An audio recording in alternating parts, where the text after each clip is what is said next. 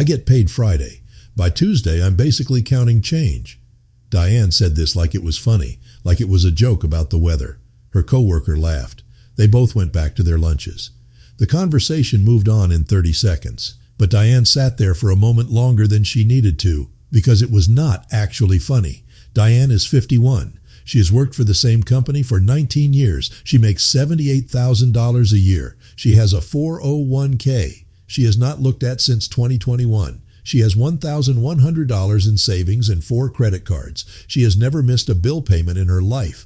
She wears the same work blazer she bought 3 years ago. Not because she is cheap, because, and she would never say this out loud at lunch, she cannot really afford a new one right now. Every 2 weeks, like clockwork, her paycheck hits. And within 7 days, most of it is gone, not stolen, not blown on anything dramatic, just gone. If you are somewhere between 30 and 65 right now, and that sentence just sat in your chest for a second, you are not alone. This is happening to tens of millions of working Americans, people with careers, people with real salaries, people who have been doing this for 20, 30 years, people who should, by all logic, have something to show for it by now. And here is what nobody is saying loud enough. The money is not disappearing because you spend too much. The money is disappearing because of when you spend. And the system is perfectly designed around that timing. That is the truth. I am going to prove it to you. But first, a real question, not rhetorical, an actual one I want you to sit with. When did you last feel financially ahead, not rich, and not even comfortable, just ahead, like a surprise bill would not ruin your entire month, like you had a small cushion between you and disaster? If you are struggling to remember, that is not a character flaw. That is a pattern, and patterns have causes. Here's the partial truth, the part that matters most. Your salary does not disappear because of one big bad decision. It disappears in the first 96 hours, before your brain has fully processed that it even arrived. Researchers who study consumer spending found something that should be printed on every pay stub in America. In the first 4 days after a paycheck lands, people's spending behavior is fundamentally different from any other time of the month. They buy things they would not buy on day 14. They upgrade. They treat themselves. They feel, briefly, like the financial pressure has lifted, and it is not a willpower failure, it is biology. The moment money arrives, the brain's reward system activates, the same system that fires when you eat after being hungry. Relief feels like wealth, and wealth feels like permission, so you spend, not recklessly, reasonably, groceries, that thing you needed, a meal out because you worked hard this week and you deserve something small, a purchase you'd been delaying, maybe 2, all reasonable, all justifiable, all early. And by day 7, the account is thin again. The pressure returns. You spend the next week surviving, holding on until Friday. Then payday arrives and the cycle resets. Diane has done this for 19 years. Nobody taught her any different. Not in school. Money was not a subject. Not in her first job orientation. They explained the dental plan but not compound interest. Her parents ran the same cycle. Their parents probably did too. This is not a Diane problem. This is a generational pattern that nobody named until recently. Let me zoom out for one moment. The average American household income sits around $75,000. The average American household saves less than 4% of that. That is roughly $3,000 a year. At that rate, with zero investment growth, it would take over 15 years to save $50,000, just $50,000. Meanwhile, the average American spends around $18,000 a year on things they genuinely cannot recall buying 6 months later. $18,000 evaporated. Not into assets, not into investments, into consumption that left no trace in memory or net worth. And now, I want to say something directly. A not to you, about the system. The entire consumer economy is engineered around payday. Retailers know when Americans get paid. Credit card companies know. Amazon's algorithm knows. Subscription services know. And in the 48 hours after your direct deposit lands, they flood your phone, your inbox, your social feed with deals, reminders, limited time offers, and items you added to a cart 3 weeks ago. This is not coincidence. This is architecture. Deliberate, tested, profitable architecture. Banks collect billions in overdraft fees every year. Credit card companies make their real money on minimum payments, not purchases. Subscription companies design cancellation flows to be as confusing as possible. These are not accidents. These are product decisions. The system is not broken. It is working exactly as designed, just not for you. And understanding that, really understanding it, changes how you see your own behavior. You are not undisciplined. You are the target. Back to Diane. By Wednesday of the week after payday, she had $340 left. Groceries needed to happen. Her car needed an oil change she had been delaying since October. Her daughter called, needed help with a textbook, and a credit card minimum was due Friday. She sat in her car in the parking garage after work, engine off, doing the same mental math she had done hundreds of times, reshuffling insufficient numbers in her head, looking for a combination that worked, finding none, and she let herself think something she had been keeping in the back of her mind for years. I have been doing this for almost 20 years, and I have nothing real to show for it. Not nothing.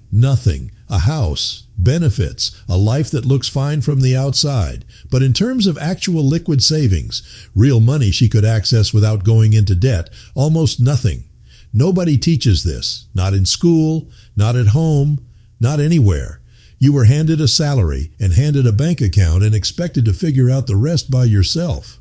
And when you could not, when the cycle kept repeating, the message you absorbed was that something was wrong with you. Nothing is wrong with you. Everything is wrong with the operating system you were given. So here's the question, the one I want you to actually answer, even just to yourself, quietly, right now.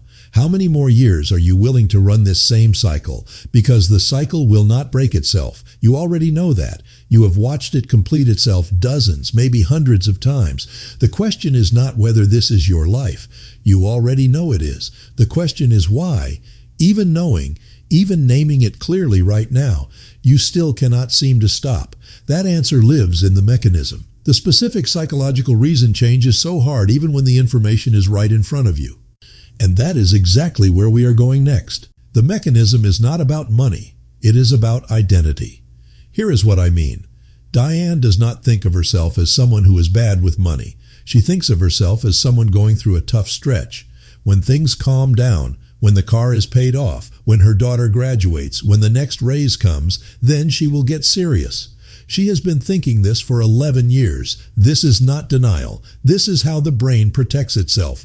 Psychologists call it future self-discounting. Your brain treats your future self almost like a stranger, someone else's problem, someone who will have more time, more energy, more discipline than current you does right now. So current you keep spending, and future you keeps arriving with nothing, and neither version ever fully connects the dots. And I want to pause here for 1 second, because this has been a heavy few minutes. We are out here memorizing our Netflix password, but have no idea what interest rate we are paying on our credit card.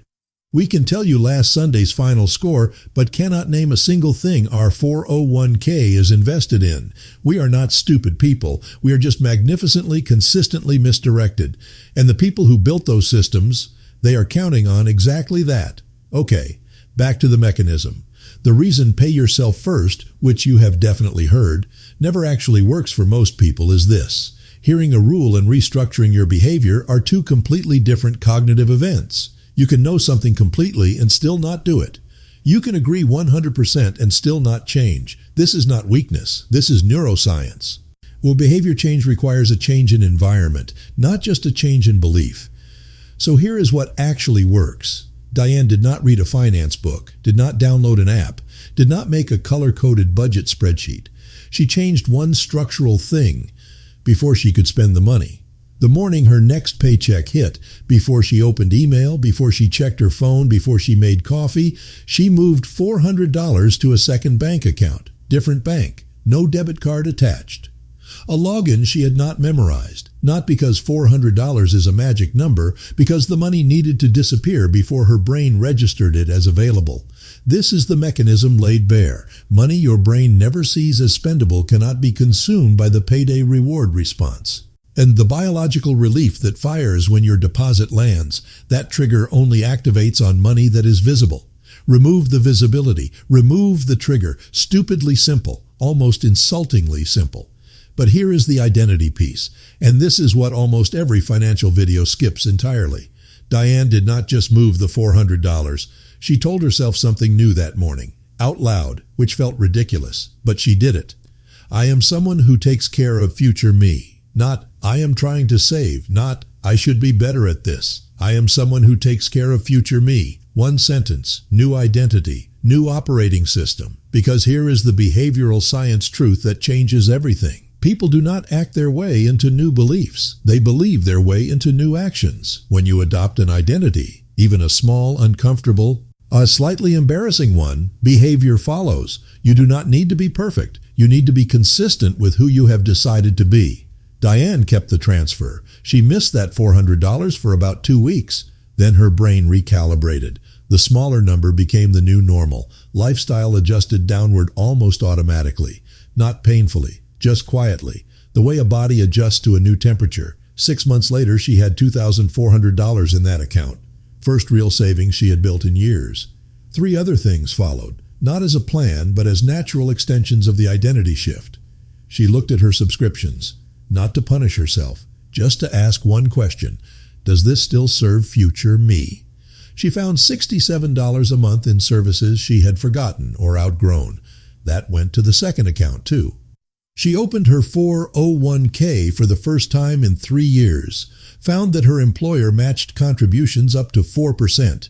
She had been contributing 2%. She had been leaving free money, her employer's money already earmarked for her, uncollected for 36 months.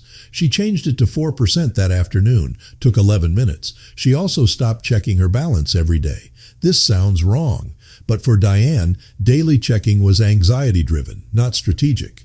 Seeing the low number every morning triggered stress. Stress triggered emotional spending. Emotional spending lowered the number, which raised the stress.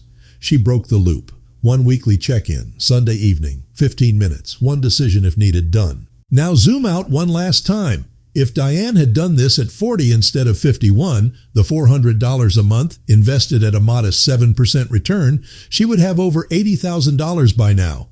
Not retirement money, but real cushion, real options, real breathing room between her and crisis. She lost those years. She knows it, and that sits heavy. But here is what she told her coworker, the same one she had joked with in the lunchroom 3 months after starting this. I don't check my account the way I used to, because for the first time, I'm not scared of what I'll see. That is the shift, not wealth, not financial freedom, not some viral transformation story, just not being scared of your own bank account anymore. That is where it starts. Now I am talking directly to you. Your numbers are different from Diane's. Your situation is yours.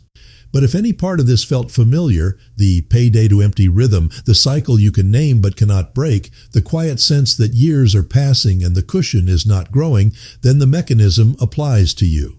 You do not need a complete overhaul tonight. You need one structural move before the next paycheck lands.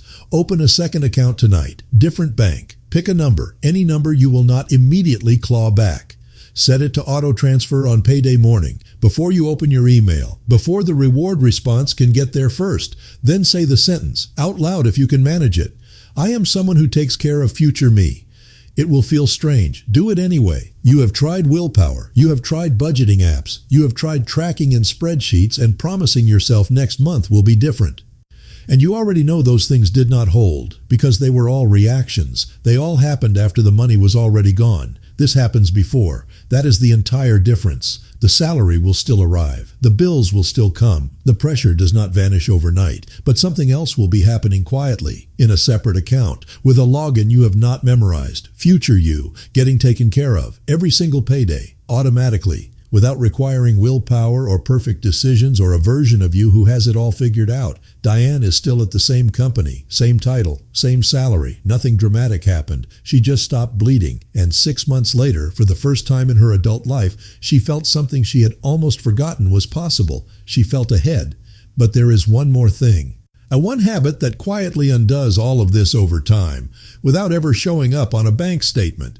People build the savings, break the cycle, feel that forward momentum, and then this one thing pulls them slowly back. Most people never catch it until it is too late. The next video is right there.